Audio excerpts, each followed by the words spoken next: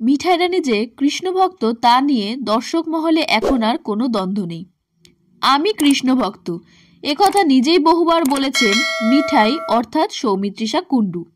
বাস্তবে এবং ব্যক্তিগত জীবনেও পূজা অর্চনা করতে বেশ পছন্দ করেন সৌমিত্রিষা। কৃষ্ণের টানে বহুবার ছুটে গিয়েছেন বৃন্দাবনে। সেই সৌমিত্রিষাই নাকি শিব ঠাকুরে বড়ই ভয়। সম্প্রতি শিবরাত্রি নিয়ে নানান গল্প করেছেন সৌমিত্রিষা কুণ্ডু।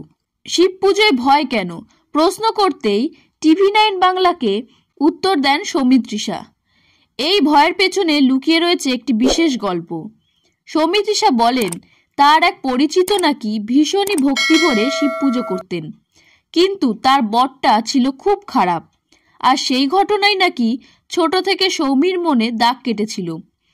তার যখন একটু জ্ঞান হয় তখন তিনি তার মাকে বলতেন, না না মা, বর তো খারাপ হয়, করব না আমি শিবরাত্রি। তার এই ভয়ের পর্ব অবশ্য এখন মিটে গেছে। তবে সৌমিত্রিষা এও জানান, আমি ঈশ্বরে ভীষণ বিশ্বাসী। যদি ধামগুলোয় যান দেখবেন জীবনটাই অন্যরকম লাগে। বৃন্দাবনে গেলে আমি তো কেঁদেই ফেলি। ইচ্ছে আছে সম্ভব হলে ওখানে বাড়ি কিনব, ওখানেই থাকব। সৌমিত্রিষা জানিয়েছেন শেষ 3 বছর তিনি শিবরাত্রি পালন করেছেন, কারণ তার কথায় আমি স্বপ্ন দেখছিলাম। সত্যি বলছি, হয়তো অনেকে বিশ্বাস করবেন না, আমি স্বপ্নে দেখি শিবের সঙ্গে কথা বলছি। তারপরই সিদ্ধান্ত নিয়েছিলাম যে শিবরাত্রি পালন করব।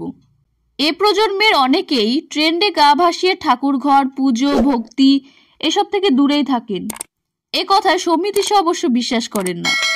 তার কথায় এই প্রজন্মের মধ্যেও পুজো বিষয়টা রয়েছে।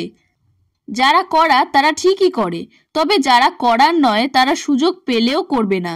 অভিনেত্রীর কথায় রিলস, ছবি এসব তো জীবনে রয়েছেই, তবে ভক্তিটা যেন হারিয়ে না যায়। ছবি তুলব, সোশ্যাল মিডিয়ায় পোস্ট করব, ঠিক আছে, তবে ভক্তিতে কোনো খাত থাকা ভালো না বলেই বিশ্বাস সৌমিত্রিষার।